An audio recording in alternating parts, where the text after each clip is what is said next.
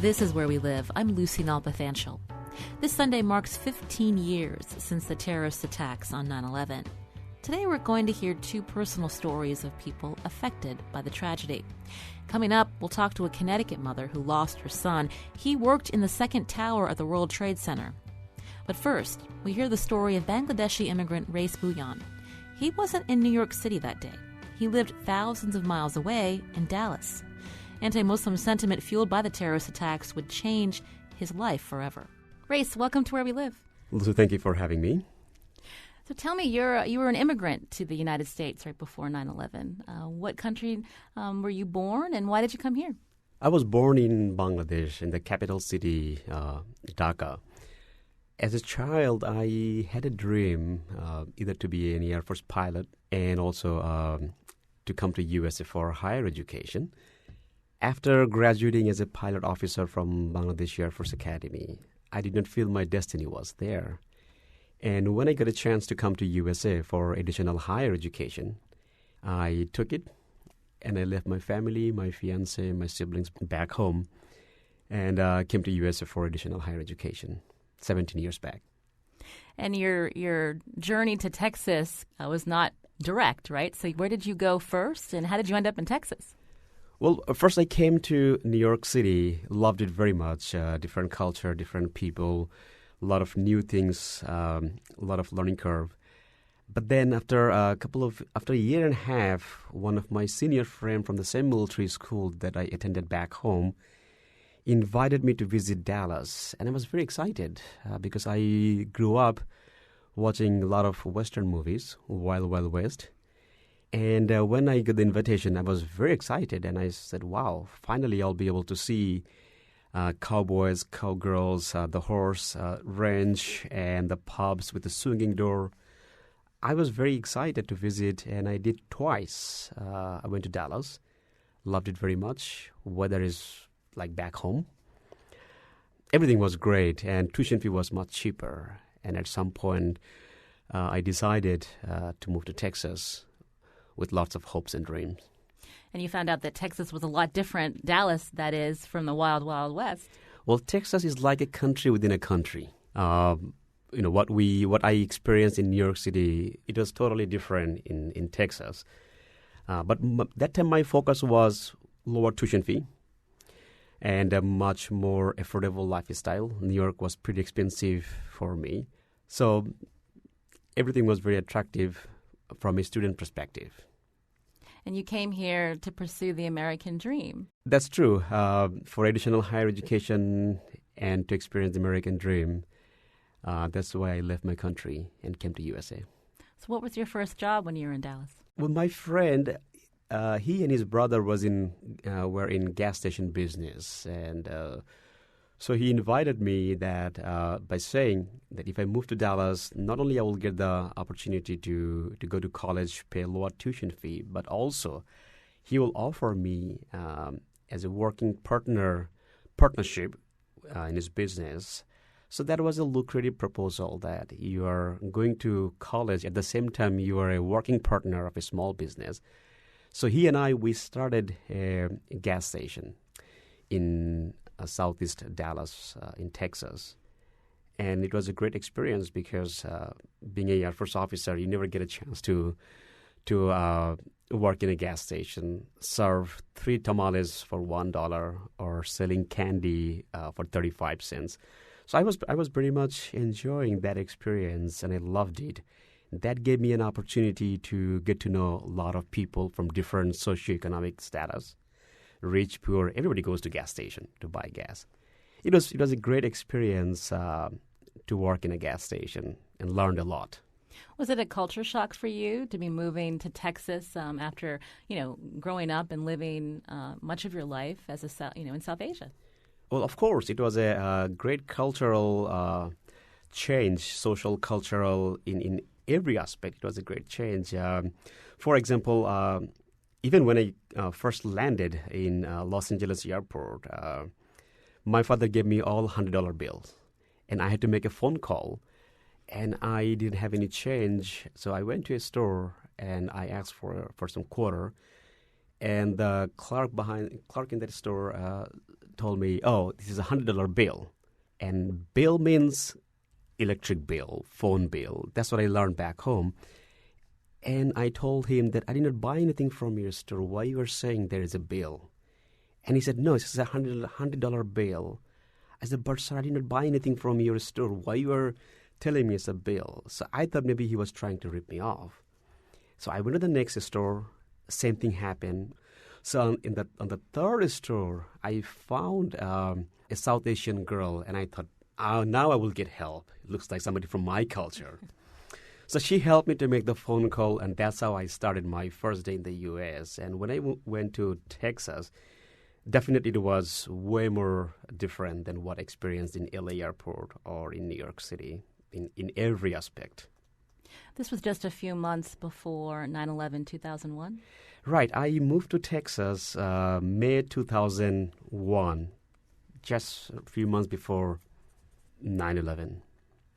You're a practicing Muslim. When the terrorist attacks happened, how did you feel?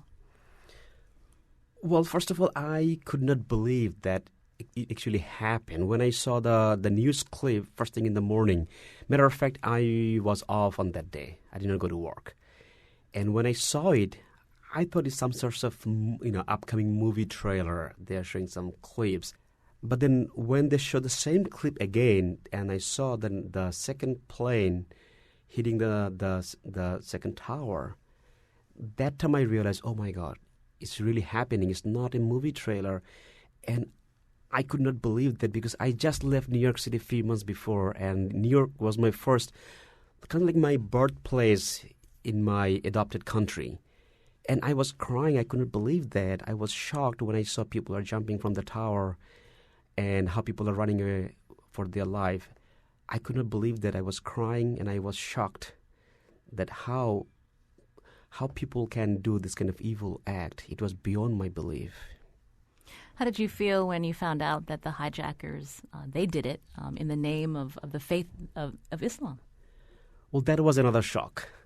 That once I heard from the news that a group of misguided Muslims did that, I feel terrible in one hand. On the other hand, I felt afraid because I thought at the time there might be some sorts of backlash against the Muslims, against the immigrants in the U.S. But then I told myself, I didn't do anything wrong. Why should I be afraid? I have no ties with those terrorists. I'm a peace-loving person, came to USA for additional higher education, and I'm respectful to everyone. I do every day my best to learn others and make bridges and get to know them. So why should I be afraid? But it's still, back of my mind, there was a fear that there might be some sorts of backlash against Muslims. Fast forward a few days later. Tell us about that day. While I was working at the gas station, especially after 9/11, many times angry customer tried to have a conversation with me. They were, saying bad things about Muslims. Sometimes they were kind of like just angry. And I tried not to have any conversation with them. And rather, I stayed respectful to them because I understand their anger. I understand where they're coming from. But still, I tried not to engage with any kind of hot conversation. And September 16th, in the Dallas Morning News, I saw the headline on the first page. A Muslim man was shot and killed not too far from our gas station, and nobody knows who killed him, and FBI was investigating that case. I felt very afraid. And after that, 3 nights in a row, I saw in my dream I was being shot in that gas station. And I told my owner that this is what I saw, and I'm very afraid. And he said, Race, you're a cool guy. You don't say anything bad to others. Just stay low. Don't get any kind of conversation that leads to an argument. Just stay low. But still, I was afraid. And then September 21st, 2001, Friday, it was raining since morning. Cats and dogs business was pretty slow. Around 12:30 p.m., I saw a customer was walking toward the gas station wearing bandana, sunglasses, baseball cap, and holding a double-barrel shotgun on his waist. As soon as he walked in, I placed all the money on the counter and I said, "Sir, here is all the money. Take it, but please do not shoot me." He was not looking at the money though. He was looking at me. And I felt a cold air flow through my spine. Why he is not looking at the money? Why he is not taking and leaving the store right now? Why he's looking at me? And then he mumbled a question. "Where are you from?" And as soon as he asked me that question, I panicked and I said, "Excuse me?" And as soon as I said, "Excuse me," he pulled the trigger from 4 to 5 feet away. I felt it first like a million bees stinging my face, and then I heard the explosion, a big sound. I looked down to the floor and I saw blood was pouring like an open faucet from the right side of my head. I placed both hands on my head, thinking I had to keep my brain from spilling out. And I remember myself screaming, "Mom," top of my voice, and then I looked left and saw a gunman was still standing and looking at me. And I thought, if I don't pretend I'm dying, he would shoot me again. I fell down on the floor, and after a few seconds, he left. I grabbed the phone to dial 911, but I was shaking so badly, and I was so afraid I could not dial 911. And I ran to the barbershop next door. 3 men inside looked at me in horror and scrambled to escape out back. And I grabbed one of them and I screamed, "I'm dying. I don't want to die today. Please do not leave. Please call 911. And while one of them called 911, I caught myself in the mirror. And the image reflecting back at me was gruesome. Was something like coming straight out of a horror movie. And I couldn't believe that was my face. A few minutes earlier, I had been a smiling, healthy young man, and in the instant it takes to pull the trigger, I had become disfigured. I was bleeding badly. I was fighting to stay awake. I was fighting to stay alive. This is Where We Live. I'm Lucy Nalpathanchel. Today we reflect on 9/11. It's been 15 years since the terrorist attacks. Right now I'm speaking to Race Bhuiyan about how that day affected the rest of his life. So you were taken to a hospital. I was running around the parking lot, and I was lucky.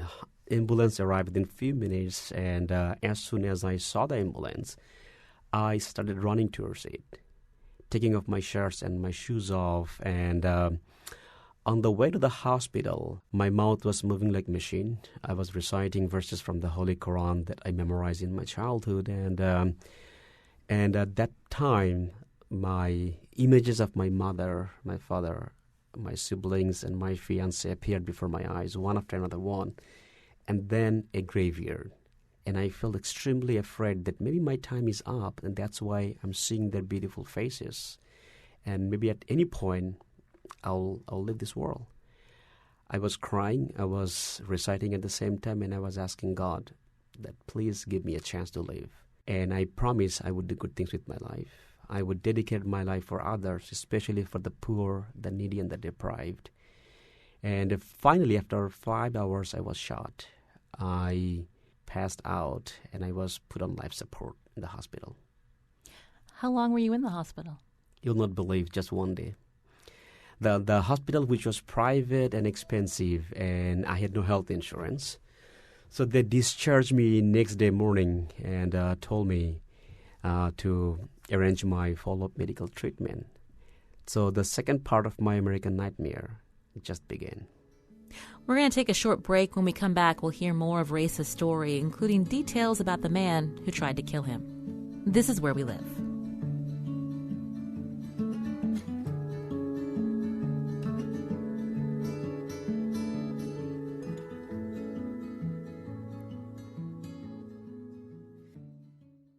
This is Where We Live. I'm Lucy Nalpathanchel. Today we're reflecting on the 15th anniversary of 9/11. Right now we're bringing you the story of Race Bhuiyan. He was one of several men targeted in hate crimes after the terrorist attacks. Bhuiyan was shot September 21st, 2001 in Dallas, Texas, by an American who wanted revenge for the 9/11 attacks. I know what I did was at the spur of the moment. It was wrong. But, I did what a lot of Americans wanted to do. The man who shot you was Mark Stroman, and he called himself the Arab Slayer. You weren't the only one he shot. You referenced a shooting where a man from South Asian descent died on September 16th, and after he shot you, he went and did it again. Right. He shot and killed Waqar Hassan from Pakistan on September 15th. He shot me in the face on September 21st, and then he killed a man from India named Vasudev Patel on October the 4th, and after that he was arrested. And after his arrest, he voluntarily told the news media that he had been hunting Arabs, and what he did, most Americans wanted to do, but didn't have the guts. He claimed he was a true American, he was a patriot, and he should be given medal for his action. So the irony of his hate crimes is he was targeting Middle Eastern people, and he shot 3 South Asians. Exactly. I mean, he was hunting for Arabs, but none of his victims were from Middle East. So while this was all going on, you're trying to recover and survive. I mean, you were a new immigrant. Your family was not here. How did you go about recovering from being shot in the face with a shotgun? This shooting incident changed my entire life. It put me through a lot of mental, psychological, financial, and physical disaster, one after another one. I was told by my doctors that I should not fly until all the medical treatments are completed. Otherwise, I might lose my eye. What happened as a result of the shooting, I received more than 38 pellets on my face. 2 of them went through my right eye. So doctor advised me not to fly, otherwise I'll lose my eye forever. And I lost home. I lost my job. My face was peppered with bullet fragments, and I lost a tooth, which was thankfully replaced later on. At some point, my fiancée had to move on with her own life. I lost a great deal, but I gained more than $60,000 in medical bills. But I never gave up. I did not lose my hope, my dream, and my faith in God.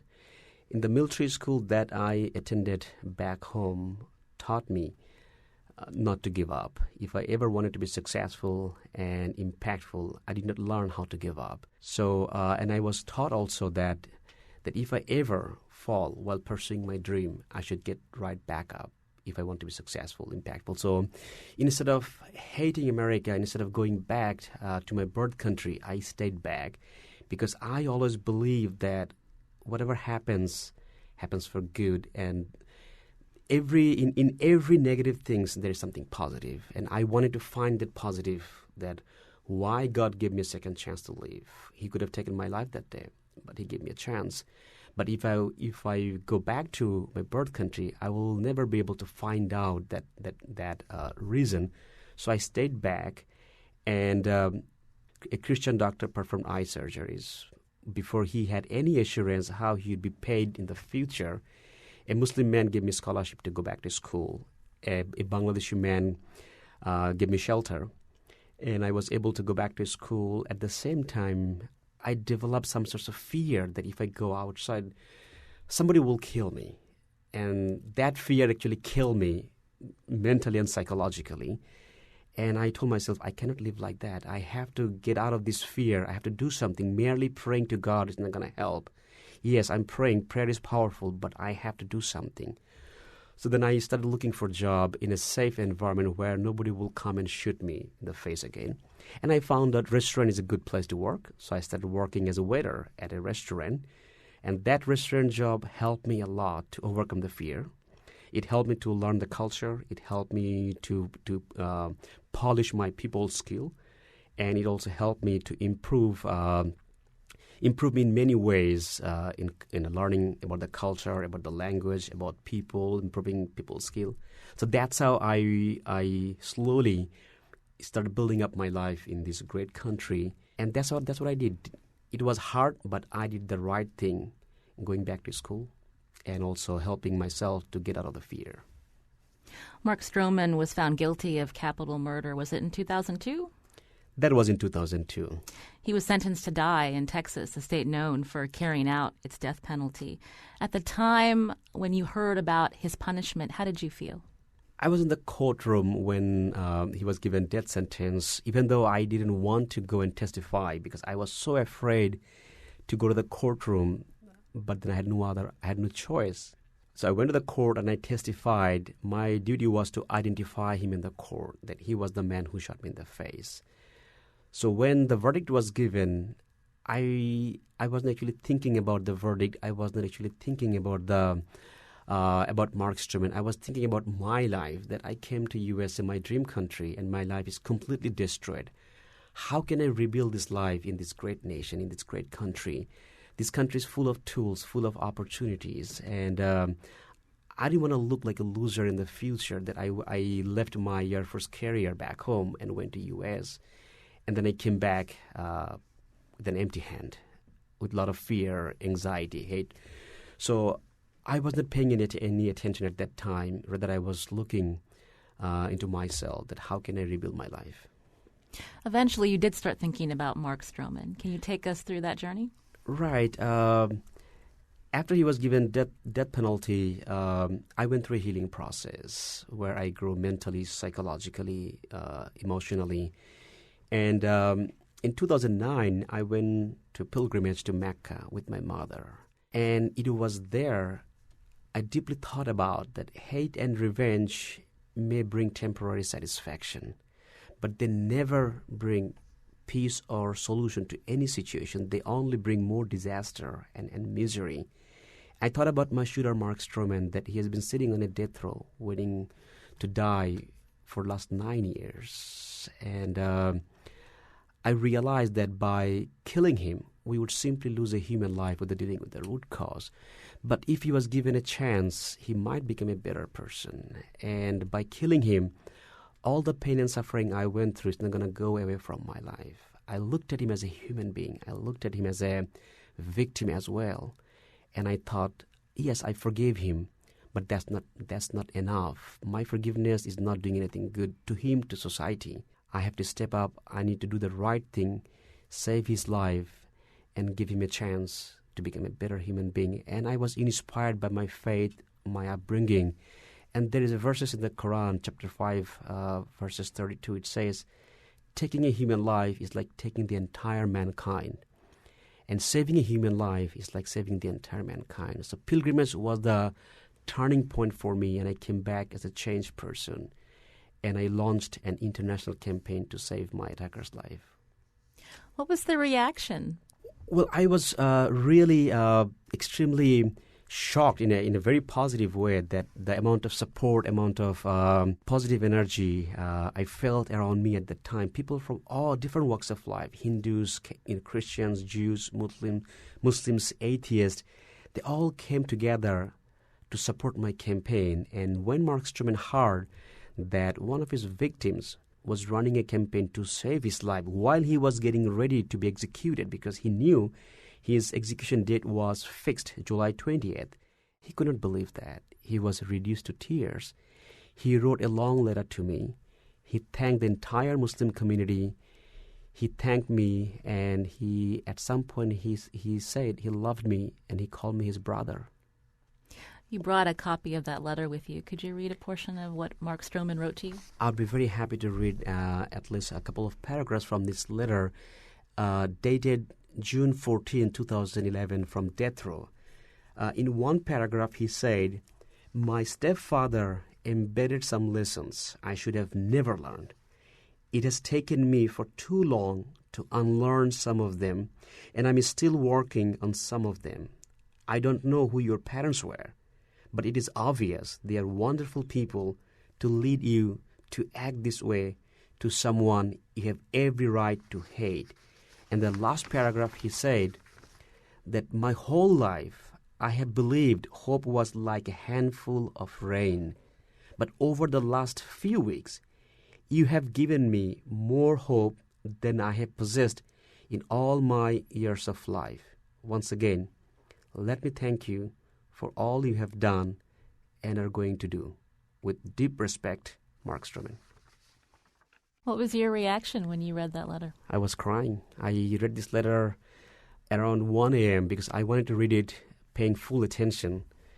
So that's what I chose to read in the early morning, and my eyes were full of tears. And I couldn't believe that we came from two different worlds, and the way I was raised, if he was raised in a loving, caring family, maybe he would not end up in death row. I feel extremely empathized for him.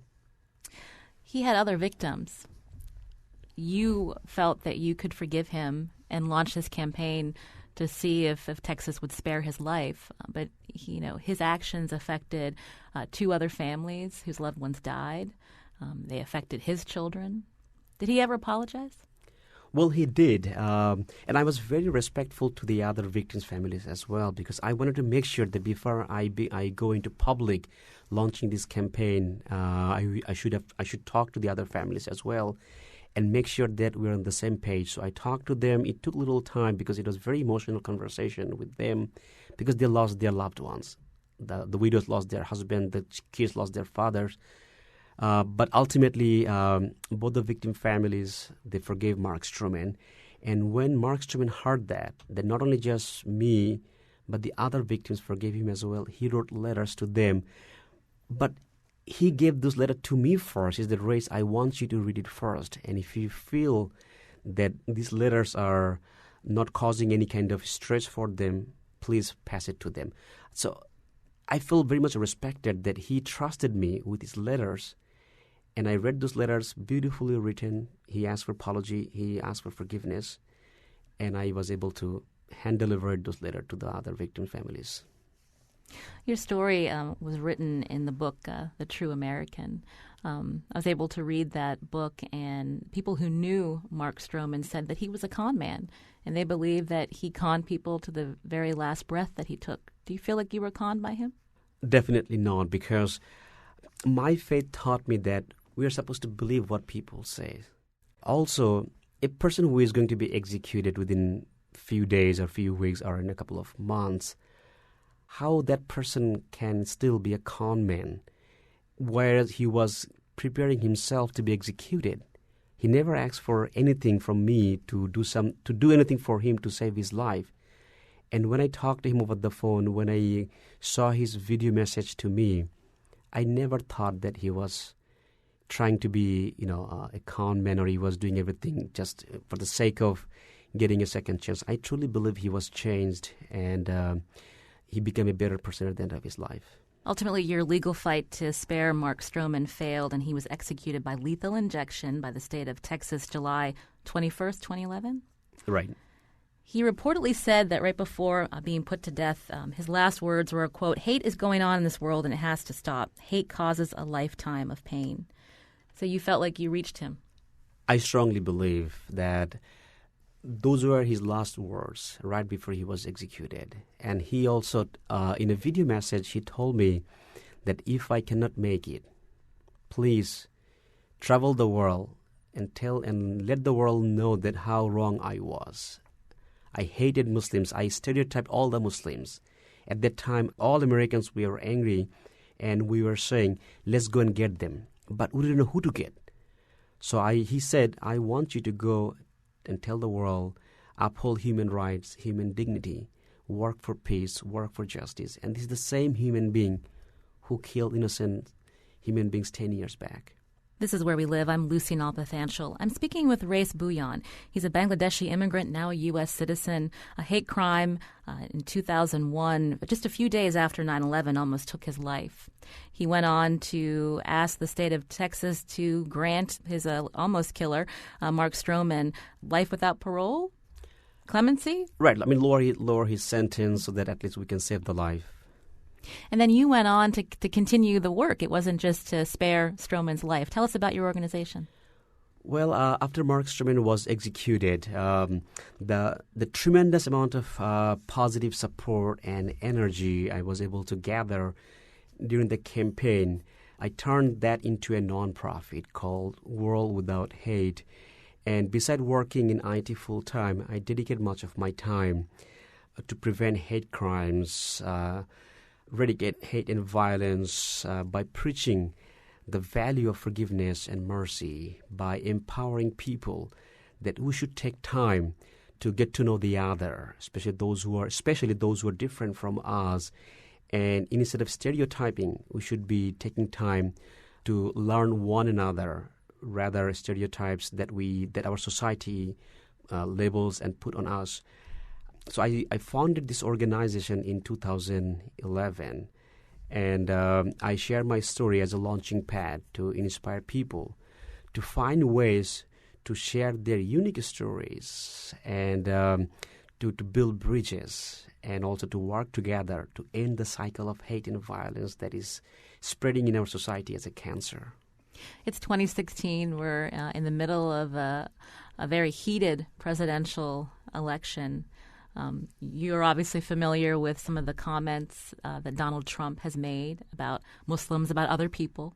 I mean, how do you feel when you hear that kind of rhetoric in a time when, you preach that there should not be hateful speech and stereotyping? This is very unfortunate that we are hearing this kind of rhetoric, hate-filled speech and comments in 2016. I never even imagined that we will live in a time where we are so much well-connected through all the technology, but still there is so much hate, ignorance in our society. And it's very unfortunate. It breaks my heart that people are dying on the street, people are getting discriminated, people are being tortured, they're not able to practice their civil and human rights and duties because of this hateful rhetoric and speeches. But still there is a hope, because people can change. If my shooter, who can change in death row, I think we all can change. I never give up hope on people. Sometimes people spread hate, talks bad about others, spread fear and ignorance. There are a couple of reasons. Either there is a material benefit, maybe name and fame involved, or sometimes it's purely ignorance. That's what I'm seeing right now in our society. There's a lot of disconnect, and there is a fear that is coming from ignorance. But that can be overcome if we work together, because there is nothing that Americans cannot fix. Together, we can overcome the fear and the hatred and the violence is spreading in our society. We can overcome these, and together we can build a stronger, more prosperous and accepting country. What's your message to Donald Trump? Well, while I respect Mr. Trump for obtaining the nomination of GOP president, I urge him to take time to learn about the minorities and the immigrants. And I urge him to stop spreading the fear and then the hatred. It is not healthy. It is not helping our country. It is not helping our society in any way. I also urge him to stop putting Americans against one another, because by keeping us divided, we cannot build a stronger country. So it is my earnest request to Mr. Trump that please support everyone, even the one do not support you. Lead everyone, and please do not divide an already divided country. Lead everyone, respect humanity, respect human rights and dignity. We're speaking with you, Race, just a few days before the 15th anniversary of 9/11. And while many of us mark the year, each year since that day, there are some people that have felt that impact greatly. The families of those who died on 9/11, the families of service members who fought and died in the Iraq and Afghanistan wars, people like yourself who were targeted because of that day. A world without hate, it sounds like a very noble cause. But, how likely are we to see that kind of world, especially as, we look at more and more of these isolated terrorist attacks happening around the world? Misguided Muslims, as you said previously, but it keeps happening. How do we not stereotype and move past that? One thing I always believe, if you can imagine it, you can do it. I imagine a world without hate, and it is absolutely possible. We just need to work together. And instead of living in fear of the other, we should come forward, get to know the other, And we should ask ourselves, what am I afraid of and what I have done so far to overcome that? And all this change starts from within. And the change we want to see in the world, we should be the change first. Then the world we're talking about is possible. Merely blaming, pointing fingers is not going to help us. We need to come forward as a nation, as one country, as a society. We should include everyone to build that country, to build that world. You mentioned ending that cycle of hate. You reached out to Stroman's children after he was executed. How have you stayed in their lives, and what was their response to you?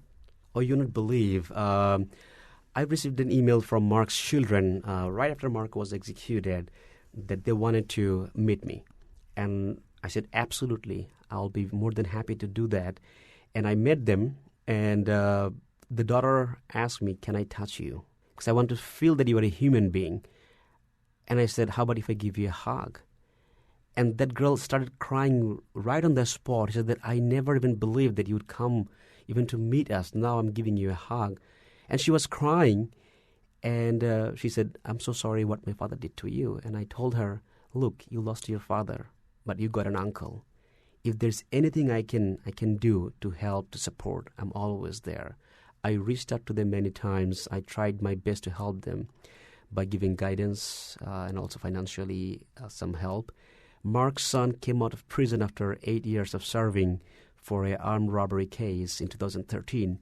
And he reached out to me. He sent me a long Facebook message full of thank you note. And I went to see him in a hospital. And after that, he was charged again for possession of less than 4 ounces of crack. And now he was facing 20 years. And he and his girlfriend reached out to me for help. And I did my best to fight the case. But it was a very uphill battle. So he took the plea for 14 years with the hope that when he will be eligible for parole, I would be going to the parole hearing and in the meantime show support. And that's what I'm preparing right now. Last week, his girlfriend sent me a Facebook message and asked me to write a letter to the parole board. And right now, I'm working on that. And I promised him if I stay alive, I will come to your parole hearing. People hearing your story, they probably think it's unbelievable, right? That you would forgive, again, somebody who tried to kill you. You're trying to support his children that he left behind. It's not easy to forgive. Absolutely. But if somebody were listening right now and there may be someone in their life that they want to forgive, I mean, what would you tell them? I would say forgiveness it helps both, not only the perpetrator, it also helps the victim, because after you were hurt, you were sad, or maybe you were depressed, you were angry, the freedom, the happiness you had before that, somebody's controlling that freedom, that happiness. So by forgiving, you are taking that control back to you, but that doesn't mean the perpetrator is off the hook. The justice can still take place, but you have the right to feel happy. You have the right to be free. You have the right to enjoy your life. So forgive and move on. If you don't want to go back and reconnect, still good. But if you can forgive and forget and mend, that is the highest level of forgiveness. But I'm not asking everyone to go that level. But what I am asking, that forgiveness will benefit you as well. Move on. Enjoy your life with your loved ones. Enjoy the blue sky. Enjoy the birds chirping in the morning. Enjoy the smell of the beautiful flowers around you. You've had a pretty remarkable year. You were invited to the White House. You were recently married to a Connecticut native, a lovely woman by the name of Jessica. Did you ever see yourself here today? One thing I always believe, that doing the right thing will open a lot of unimaginable opportunity for you. And I tried my best to stay on the right side. I tried my best to be on the moral high ground. And I believe as a result of all these things, the White House door was open for me. I received a letter from President and I visited State Department, White House several times, being invited to join their meetings. And also in your studio today, I mean, if I remained angry, sad, and depressed and went back to my birth country, hating America, I would never be able to experience what I'm experiencing, marrying a beautiful woman from your state, from Connecticut, Middlefield, and now doing all these great works. I think it all paid at the end, being on the right side, being on the moral high ground. Race Bouillon, thank you so much for speaking with us. It's a great honor to be in your show. Thank you. Race Bouillon's organization is called World Without Hate. More info and video of our interview can be found at wnpr.org/wherewelive. When we come back, we speak with a New Canaan resident and mother who lost her son on 9/11 15 years ago. This is Where We Live.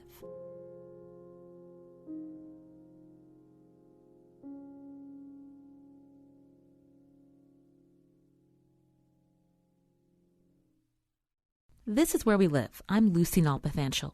Mary Fetchett of New Canaan, Connecticut, lost her son Brad on 9/11. He was the eldest of 3 sons. 15 years later, Mary is still working on behalf of the many 9/11 families. Mary Fetchett, welcome to Where We Live. Hi, Lucy. Thanks for having me. So you live in New Canaan, and you lost your son Brad on 9/11 in 2001. First off, we're very sorry for your loss. Oh, thank you. Tell us about your son Brad.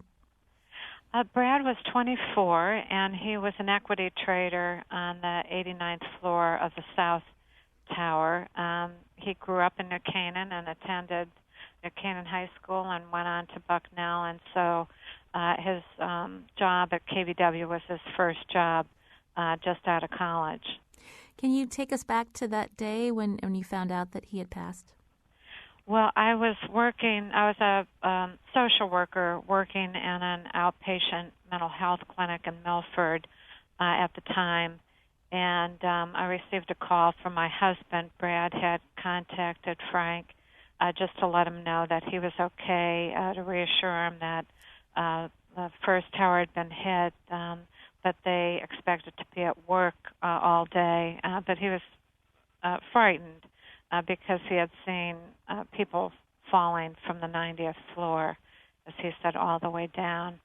And so when Frank called, I ended the session with a client and walked into an adjoining building because I knew they had a TV there. And as I walked into the room, I saw the plane fly into the South Tower, which was the building that Brad was working in. And so some of my colleagues drove me home, and it was a really beautiful day that day here in the Northeast. Blue sky, without a cloud in it, and there was this sort of dead silence after that event. I think in many ways, our country and the world stood still, just shocked that anything like that could happen here in the United States. Our friends and neighbors and family were a great support to us in those early days. It's hard to believe that it has been 15 years. How will you be marking the 15th anniversary of those attacks and the day you lost Brad? Well, my response to the loss of our son Brad was to start a nonprofit organization. As I mentioned, I was a clinical social worker at the time, and so I reached out to the families in Connecticut and started holding weekly meetings in our home. And as a result, we now have 2 offices and about 18,000 individuals that we're in touch with, and we provide information and support services. We worked on the living memorial to commemorate those that had died. And then we also worked in public policy. We were very struck by the fact of the systemic failures that the government had really in protecting our country. And so it was through the efforts of a small group of family members traveling back and forth to Washington for many years, both to push for the creation of the 9/11 Commission and then to support the reforms. So there was a lot of advocacy work in the years since 9/11. But just within that month, you helped create that organization, Voices of September 11th. Where did you find the strength in your grief process to reach out to others? Well, it was really through those early meetings in our home. Beverly Eckert, who has since passed away, she died in the airline crash in Buffalo. I think it was 5 or 6 years ago. But I met Beverly when we had those first meetings in our home, and we started traveling into New York and met other family members. It's very challenging because people didn't use the internet like they do today. And so we'd actually go into meetings and then come back and distribute the information to the families in Connecticut. Many of them were young widows and they had small children, and they really didn't have the time nor the effort to go in. I have 2 surviving children. One was 13 and one was 20 at the time. So we were much more able to make the trips into New York and Washington, D.C. We had such a bond with the other family members, and the more information that we learned, the more we became involved, helping to shape what the museum has become today. And we also worked with the medical examiner to standardize the notification process that they had for families that continue today. What we're doing now as well is we're conducting research. We just completed, a very cutting-edge research project looking at the long-term needs of the 9/11 families, and we're also creating best practices. We went to Oklahoma City, Virginia Tech, Northern Illinois University, and Tucson back in 2011 through 2013 and created a resource kit where communities can really understand, what resources they need and how they can better provide services, not just to the victims' families, but also to the responders and the survivors that live in the community. For our listeners who are hearing your story, maybe for the first time, again, you lost your son, Brad, on 9/11/2001. We know that trauma happens every day, and oftentimes when a death happens, we reach out immediately. But then, life goes on. And what is your advice to people of how they can help their community members, their neighbors who have lost somebody beyond the initial, few days after that loss? I found my family and friends were very supportive, but also the community of people that are directly impacted. I say we're like a patchwork quilt. We speak a certain language and understand the journey that people have been on for the last 15 years.